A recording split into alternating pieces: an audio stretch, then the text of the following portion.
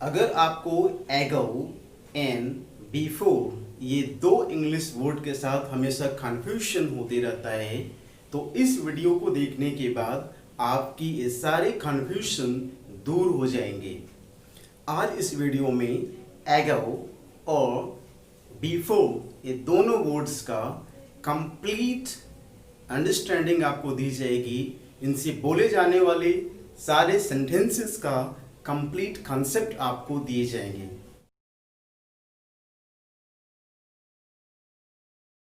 Hello, welcome to Purushottam Kumar English Booster.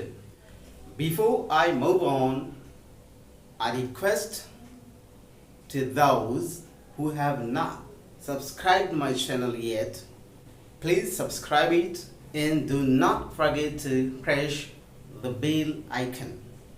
Otherwise, notifications of all upcoming videos will not reach to you on time and you may miss important videos of my channel. Now, let's move to the main part of this episode. सबसे पहले आप basic understanding समझ लें एगो और before का। ये दोनों जब एडवर्ब के रूप में यूज किए जाते हैं तो इनका सेंस टाइम को बताने का तो होता है, बट इसे आप फिगरेटिव तरीके से समझेंगे तो कंप्लीट समझ में आएगा। क्लियर है? एगो जो है वो किसी पर्टिकुलर टाइम को बताता है, पास्ट का। जैसे आप समझें कि ये पास्ट है यानी कि वो समय जो बीत चुका, और ये नाउ है यानी कि अभी। ठीक है, तो अगर हम बोलते हैं 5 minutes ago, इट मीन्स मैं अभी से 5 मिनट पहले की बात कर रहा हूं। ठीक है, बट जब आप बोलते हैं बिफोर, इसका मतलब किसी भी टाइम पीरियड का है, पास्ट का किसी भी time period, any time in the past. तो जब एगो का इस्तेमाल होगा तो उसका संबंध नाउ से होगा, वो नाउ से एगो। लेकिन जब आप बिफोर का इस्तेमाल करेंगे तो ये पास्ट के किसी टाइम की बात करेगी। ठीक है, अब इसे थोड़ा एग्जांपल के साथ समझने की कोशिश करते हैं। Ago, this piece of land was purchased by my father 5 years ago. 5 years ago, यह जमीन मेरे पिताजी द्वारा 5 साल पहले खरीदा गया था। इसका मतलब ये हुआ अभी से बात कर रहा है, अभी से 5 साल पहले। तो 5 years ago, 5 years ago। ठीक है, अब she has found me 2 minutes ago। 2 minutes ago मतलब अभी से 2 मिनट पहले की बात हो रही है। ठीक है, एक चीज इसमें समझेंगे, आप याद रखेंगे, खास करके उनके लिए जो रिटन इंग्लिश के भी ध्यान देते हैं। स्पोकन इंग्लिश में चलेगा, बट रिटन इंग्लिश में जो मैं अभी बतलाने जा रहा हूं उस पर आपको ध्यान देना है कि एगो का सेंटेंस प्रेजेंट परफेक्ट में नहीं बोले जाते हैं। क्लियर? एग्जाम्पल यहां पर देखिए, she has found me 2 minutes ago। उसने मुझे 2 मिनट्स पहले फोन की। ठीक है, तो यहां जो हमने हैज का इस्तेमाल किया है दैट्स रॉन्ग। यहां पर हैज का इस्तेमाल नहीं होगा, she found me 2 minutes ago होगा यहां पर। क्लियर है? अभी आपको इसके साथ बताने की कोशिश किया। एट एनी टाइम, पास्ट की किसी भी टाइम की बात बोलता है। जैसे I think I have seen you before, है ना। अब ये यहां पर बोल रहा है कि मुझे लगता है कि मैंने आपसे पहले मिला है ना। यानी कि नाउ में क्या बोल रहा है कि ये कभी भी बोल रहा है। ठीक है, पास्ट की किसी भी टाइम को बोल रहा है, किसी स्पेसिफिक टाइम के साथ नहीं बोल रहा है। जैसे यहाँ पर 2 मिनट 5 years लगा करके एगो बोल रहे थे, तो बिफोर जो है वो किसी भी टाइम को बोलता है, एनी टाइम। ठीक है, मुझे लगता है I have seen you before, मैंने आपसे कभी मिला है, मतलब क्या हुआ, कभी भी, not fixed and particular time. Before का इस्तेमाल एक और होता है counting back from A past. Past से किसी समय को अगर हम काउंट करते हुए आते तो when I went back today, जब मैं दिल्ली गया, इट्स ए पास्ट सेंटेंस। ठीक है, यानी कि कुछ महीने कुछ दिन पहले गया होगा, यानी कि एगो का सेंस वाला है ये। ठीक है, I had left 7 years before, यानी कि जिस दिल्ली को मैंने 7 साल पहले छोड़ा था उस दिल्ली में जब मैं गया, यानी कि इस घटना से जुड़ा हुआ बोल रहा है टाइम। अभी से 7 साल पहले नहीं बोल रहा है, वो बोल रहा है कि जब मैं गया उस समय से, यानी कि एगो के पहले वाली। तो जब आपको पास्ट के किसी टाइम को रेफर करना है, अभी से उसकी कंटिन्यूटी पास्ट तक नहीं जा रही है, तो आप बिफोर बोलेंगे। लेकिन जब अभी से पास्ट में कंटिन्यू दिख रहा हो, जैसे 2 मिनट पहले, 2 minutes एगो, यानी कि अभी से 2 मिनट पहले, 5 years एगो, अभी से 5 साल पहले। ठीक है, I had left 7 years before, जिस दिल्ली को मैंने 7 साल पहले छोड़ा था, जब मैं वहां वापस गया, everything was as it was, सब कुछ वैसा ही था जैसा पहले था। ठीक है, आई लेफ्ट दिस स्कूल, मैंने इस स्कूल को 2 years एगो छोड़ा, मैंने इस स्कूल को 2 साल पहले छोड़ा। ठीक है, इसलिए यहां पर क्या हुआ, एगो। क्यों? क्योंकि मैं ये बोल रहा हूं कि अभी से 2 साल पहले छोड़ा, नाउ से पहले, यानी कि प्रेजेंट में जब मैं बोल रहा हूं तब से मैं जब प्रेफर कर रहा हूं पास्ट वाले टाइम को, तो एगो, इसलिए यहां पर एगो का इस्तेमाल होगा। बिफोर का यूज फर्स्ट के सेंस में भी होता है। एग्जाम्पल से समझें इसको, आई मैरी, मैं शादी करूंगा। अब यहाँ पर आप कंफ्यूज नहीं होंगे कि आई के साथ मैंने विल का यूज क्यों किया। आई के साथ विल का यूज एम्फैटिक एंड मैंडेटरी सेंस देने के लिए किया जाता है। इसका मतलब ये बोल रहा है ये कि मैं शादी करूंगा, ये एक्सप्रेशन आएगी, मैं शादी करूंगा।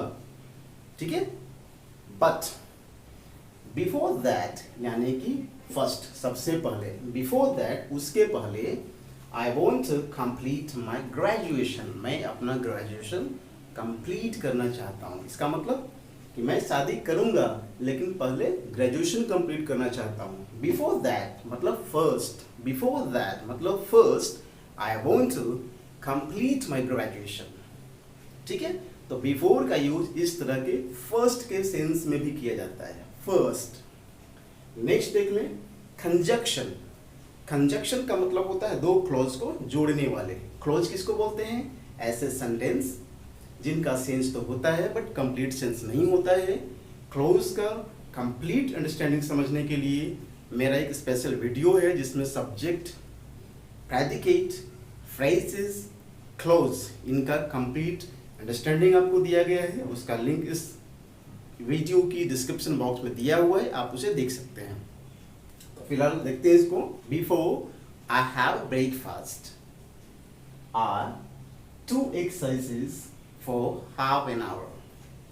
Before I have breakfast, breakfast करने के पहले I do exercises for half an hour, मतलब मैं आधे घंटे के लिए एक्सरसाइज करता हूँ नाश्ता करने के पहले।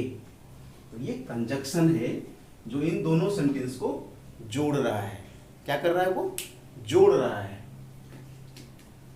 ठीक है, इसी सेंटेंस को हम एक और तरीके से बोल सकते हैं, है ना। इसमें हमने बिफोर को शुरू में लगाकर बोला, अब इसी को कैसे बोल सकते हैं? I do exercises or 2 exercises for half an hour,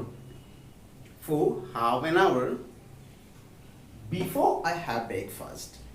Before I have breakfast मतलब नाश्ता करने के पहले। तो आप सेंटेंस को उस तरह से बोलें या इस तरह से बोलें। इसमें 2 सेंटेंस यानी कि 2 क्लॉजेस जो हैं वो बिफोर से जुड़ रहे हैं। ठीक है, कंडीशनल के सेंस में, है ना। जैसे आई फोन यू बिफोर आई कम, मैं आने के पहले तुम्हें फोन कर दूंगा, पहले, बिफोर। ठीक है, तो यहाँ पर 2 सेंटेंस में कंडीशन बोल रहा है, एक पहले होगा एक बाद में होगा। तो जो कंडीशनल पार्ट होता है उसके लिए हम बिफोर का यूज करते हैं। और आपको प्रेजेंट इंडेफिनिट के जो एपिसोड मैंने आपको बताया है उसमें बता दिया है कि ऐसे सारे सेंटेंसेस जो कंडीशनल होते हैं उन्हें प्रेजेंट इंडेफिनिट में बोलेंगे फ्यूचर इवेंट होने के बावजूद। ठीक है, तो यहाँ पर ये फ्यूचर इवेंट है, बिफोर आई कम। ठीक है, जब मैं आऊँगा यानी कि भविष्य की बात, मैं आपको फ़ोन कर दूंगा, यानी कि आने के पहले मैं आपको फ़ोन कर दूंगा। I will phone you before I come. Clear? अब प्रीपोजिशन के रूप में टाइम और प्लेस बताने के लिए भी हम बिफोर का यूज करते हैं। ठीक है, before entering my room you should have knocked it. मतलब मेरे रूम में आने के पहले तुम्हें नॉक करना चाहिए था, दरवाजे को खटखटाना चाहिए था। अब यहाँ पर मैं आपको एक थोड़ा सा एडवाइस दे दूँ कि इनफॉर्मल इंग्लिश में बोलचाल की भाषा जो होती है, जो हम इनफॉर्मल तरीके से बोलते हैं, उसमें ग्रामर की कुछ पोर्शंस को छोड़ने की कोशिश करें। Then our fluency will be okay and that's perfect. वो सही भी है उस तरह से बोलना। जैसे अगर आपको बोलना है बिफोर एंटरिंग माई रूम, आप बोल सकते हैं। ठीक है, बिफोर एंटरिंग, घुसने के पहले, आने के पहले, before entering should have knocked. जैसे हिंदी में समझे, जो हम लोग बोलचाल की भाषा में बिना सब्जेक्ट का, बिना ग्रामर का इस्तेमाल किए बोल लेते हैं, आने के पहले तुमको खटखटाना चाहिए था। इसी से सब कुछ अंडरस्टूड हो गया कि हम सामने वाले को बोल रहे हैं कि तुम्हें आने के पहले, अंदर घुसने के पहले दरवाजे को खटखटाना चाहिए था। तो इतनी बड़ी सेंटेंसेस को हम लोग फ्रेजल फॉर्म में बोल देते हैं, है ना। घुसने के पहले, अंदर आने के पहले खटखटाना चाहिए था। इससे समझ गया कि मैं तुम्हें बोल रहा हूँ, जिस व्यक्ति से मैं बात कर रहा हूँ उससे बोल रहा हूँ, इसलिए हमने यू को उड़ा दिया, हिंदी में तुम को उड़ा दिया। ठीक है, हिंदी में रूम को उड़ा दिया। ठीक है, सिंपल हम लोग क्या बोल रहे हैं, घुसने के पहले खटखटाना चाहिए था। इसका मतलब तुम्हें घर में या मेरे रूम में, कमरे में आने के पहले दरवाजे को खटखटाना चाहिए था। तो सिमिलरली इन इंग्लिश टू, अंग्रेजी में भी आप इस तरह से फ्रेजल सेंटेंसेस का इस्तेमाल करें। Entering my room should have knocked. Before entering should have knocked. That's clear? या फॉर्मल तरीके से बिल्कुल बोलना है तो फिर ग्रामर यूज करेंगे। आप कैसे यूज करेंगे? Before entering my room you should have knocked it. That's clear? We are supposed to be at office before 9:30. मतलब यहाँ पर टाइम को बतला रहा है, 9, साढ़े 9 बजे के पहले। We are supposed to be at office before 9:30. That's clear?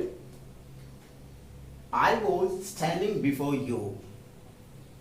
अब देखिए, आप लाइन में खड़े हैं, कोई आपसे पहले आकर खड़ा हो गया, आप उसको बोलते हैं हिंदी में, भाई मैं तुमसे पहले खड़ा था, यानी कि प्लेस बतला रहे हैं कि भाई तुम यहाँ पर था, उसके पहले मैं खड़ा था।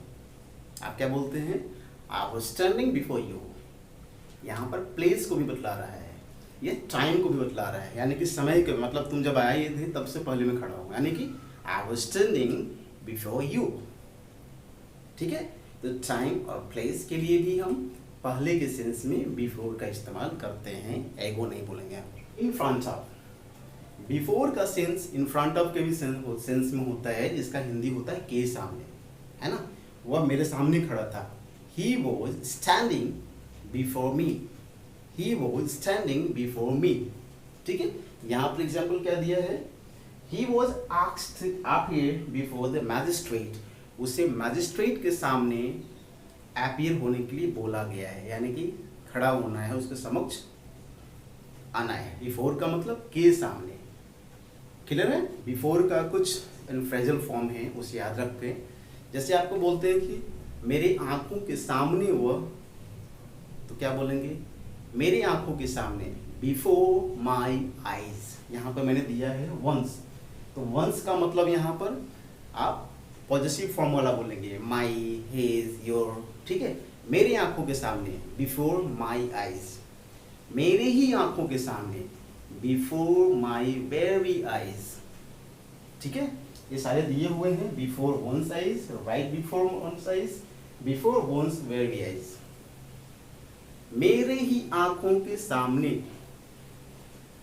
तो क्या बोलेंगे, बिफोर माई वेरी आईज। आज क्लियर, मेरी आंखों के सामने, बिफोर माई आईज, ठीक मेरी आंखों के सामने, राइट बिफोर माई आईज। ठीक है, अब इसको सेंटेंस को हम फ्रेजल फॉर्म में ज़्यादा बोलते हैं। अगर कंप्लीट सेंस के बोल रहे हैं तो इसका सेंटेंस का एग्जाम्पल एक देख लेते हैं। वह मेरे सामने खड़ा था, he was standing before me. ठीक है, वह मेरे आंखों के सामने खड़ा था, he was standing before my eyes. वह मेरे ही आंखों के सामने खड़ा था, he was standing before my very eyes. वह ठीक मेरे आंखों के सामने खड़ा था, he was standing right before my eyes. That's clear? मुझे उम्मीद है before and ago का complete confusion आपको दूर हो गया होगा। अब इसमें कोई आपको confusion नहीं होगी। तो अब आप ago and before से जुड़े हुए सारे sentences को धड़ाधड़ और धारा प्रवाह बोलें, हर जगह बोलें, जहाँ मौका मिले बोलें, कोशिश करें। Without practice and without try, you can't be able to speak these sentences and you can't speak English fluently. So your duty is to speak, your duty is to listen all videos and audios in English. आप audio and video जो देखते हैं English में देखें, चाहे आप news देखते हों या कुछ भी, कोशिश करें आप उसे इंग्लिश में ही देखें, अदरवाइज़ कोई फ़ायदा नहीं होने वाला है। अगर आप सचमुच इंग्लिश सीखना चाहते हैं तो उसके लिए आपको ये काम करने होंगे। आपको इंग्लिश में सुनना है, आपको किताब, न्यूज़पेपर, व्हाटएवर इंग्लिश में पढ़ना है और इंग्लिश बोलने की कोशिश करते रहना है। Thank you very much.